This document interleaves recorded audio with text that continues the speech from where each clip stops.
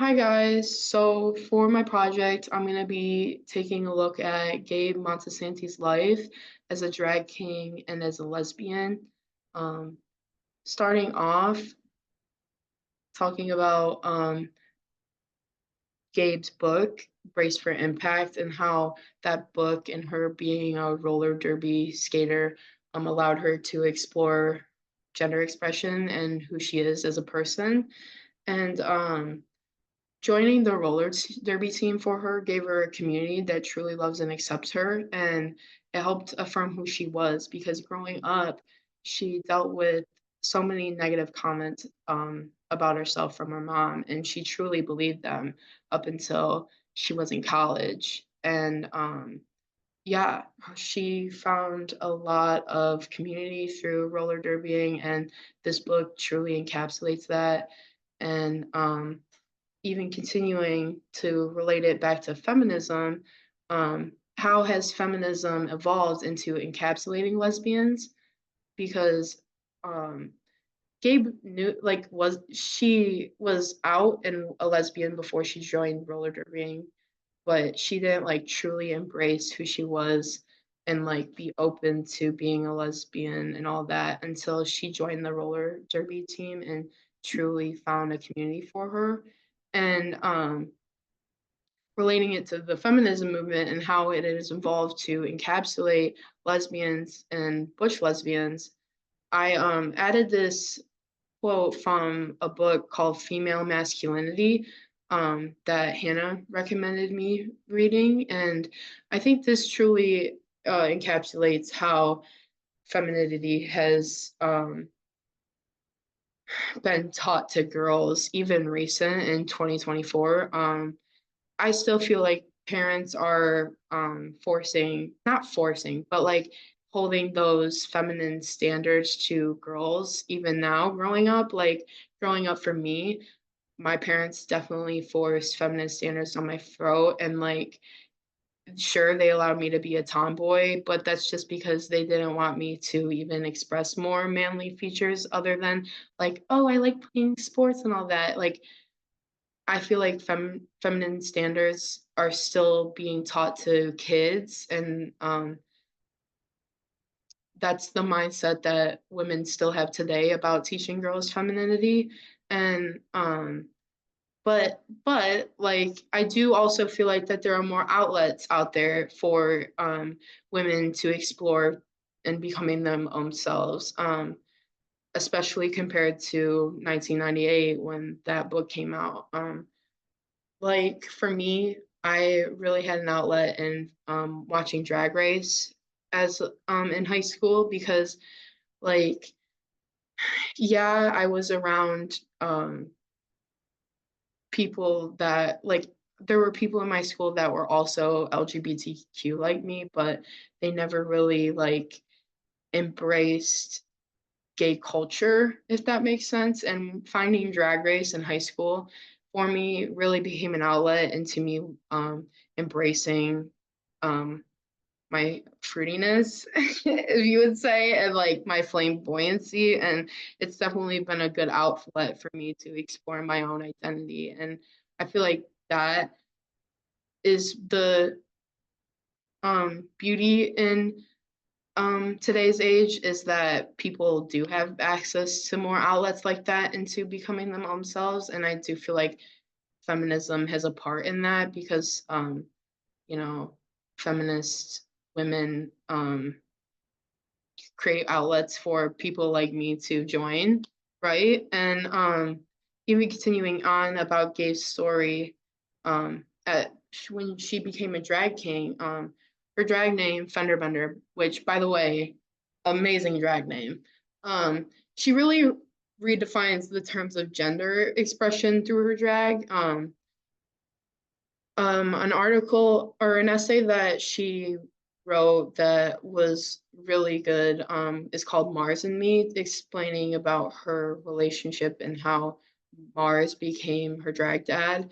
And one quote that she put in there that I think explains her drag really well is, for a while, it didn't occur to either of us that I should enter, but there weren't many drag performers who really blurred the gender binary with their drag, which is exactly what I wanted to do.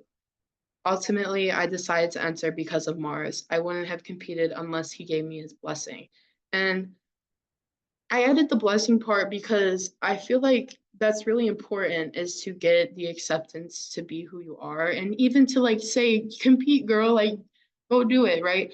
To get acceptance from the people that care about you and that you want their approval from, and I feel like that's just so beautiful. And another quote that I added that I really feel like encapsulates the blurring of gender is something that she said Mars told her is what I've realized is that because queens mostly impersonate straight women, everyone automatically assumes kings will impersonate straight men, he told me. But the problem is toxic masculinity is boring. Also, men's fashion hasn't changed much. Who wants to be a douchebag with no fashion sense? The key for me was to heighten my flamboyancy. And that really resonated with Gabe. And I think you can see that through their drag, right? Like they're they're not caring about any gender stereotypes and roles. Like they're wearing long hair, they have facial hair. Like that's so cool. And blurring those gender lines is something that I feel like Gabe has achieved really well. And I wanted to add in here that Gabe also won the first St. Louis non-binary pride pageant, and I just feel like that's really cool, and I'm so proud of that. And then continuing on, another thing that I feel like Gabe has done really well in their drag is reclaiming religion. Um, in her book, she talks about growing up. She grew up in a working class and Catholic following family, and her mom's homophobia grew from having resentment towards like expensive things in the upper class, and she had to endure a lot of negative comments in her life, and you could really tell that she internally struggled with the guilt and shame from those for a very long time until she um, found community from roller derbying. And I added a quote in there from the time Gabe came out to her mom in college, telling her mom that she's in a long term relationship with her girlfriend, Kelly. Her mom told her, I was afraid this would happen. You're too stupid to be making a decision like this. You don't know yourself well enough. And even continuing, she said that in the book, she said that after that phone call, her mom sent her like a bajillion emails saying that like she's crying on the kitchen floor, not being able to eat and stuff. And she went through so much. And even going through all that, she still reclaimed religion and reclaimed it for queer people. And she, during the Pride pageant, she dressed up as a priest in one of the categories of the pageant. And a quote that she said in her article was, some people in this country demonize queer people. They're stripping our rights. They think we belong in hell. Well, I say to that, if being queer makes you evil, then call me the devil. And that's just so inspiring and so empowering to be able to reclaim something like that, something that you've been forced down your throat is to like that is something that's been forcing down your throat about like negative, like you're a lesbian, you all that from homophobia, and being able to reclaim that in a pride pageant and being there for and showing visibility of religion to queer people is so beautiful. And she also shows this in another in a graphic essay that she wrote called Kings and Not Girls.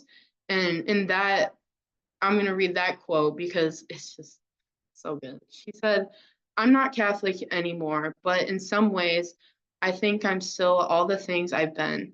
I extended my hands to receive communion before taking the stage, and I crossed myself, as I learned to do in the church. Maybe it's muscle memory. Maybe this ritual is a way of reminding myself where I am now, like the cold water I splash on my face every morning. Or maybe part of me still believes in God, just not the God who hates me or the other people in the dressing room. My God knows what I am, which is that there's something holy about us too. And that's just it's so beautiful being able to reclaim something that was so negative to you back then and being able to reclaim it into something beautiful is amazing. And she embraced that part of herself too, and leading that into Judith Butler's theories about intersectionality. Um, she says, for the most part, feminist theory has assumed that there is some existing identity understood through the category of women, but not only initiates feminist interests and goals within discourse, but constitutes the subject for whom political representation is pursued.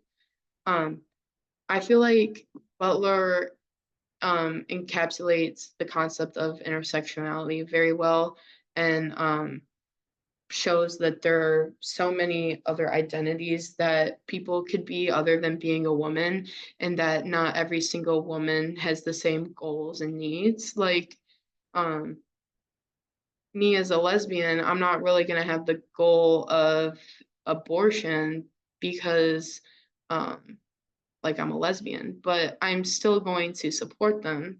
Don't worry, guys, still gonna support them, right? But like I don't have that goal, I don't have that need. But yeah. And then even continuing further into that, the Combahee River Collective statement um, highlights that there needs to be solidarity between these groups, right? Like the Combahee River Collective statement was a group of Black women, and they showed in the statement that they're struggling to get support from Black men because they're women, and they're struggling to have support from white women because they're Black.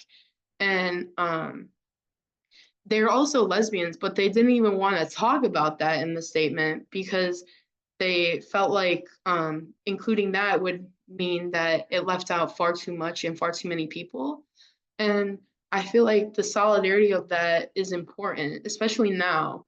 And yes, the solidarity between these groups has gotten better. And I think Gabe's story of bending gender rules and becoming who you are and finding that community shows that solidarity can lead to change. And I still think obviously we have a long way to go as a society in general, but people do grow. And I am like we do see people who grow and start to accept more people every day. And that solidarity could lead to huge, huge change. And yeah, just wrapping it up, um, I think Gabe's story concludes very well to just be who you are. Like there life is too short to not be who you want to be. And even with enduring so much pain about who she was, she ended up becoming her true authentic self because she found a community that accepts who she was. And I think that's important for everyone. Everyone needs to find a community that truly accepts and loves you for who you are. That is so important. And hopefully more people can become part of that community through acceptance and change and solidarity. But I think it's important for everyone to find a community because there are people out there. There are people out there who will love and accept you truly for who you are. And Gabe's story shows that. And it was really beautiful to read. And I'm so happy that this was my project. So, yes, thank you. And I hope you have a good night.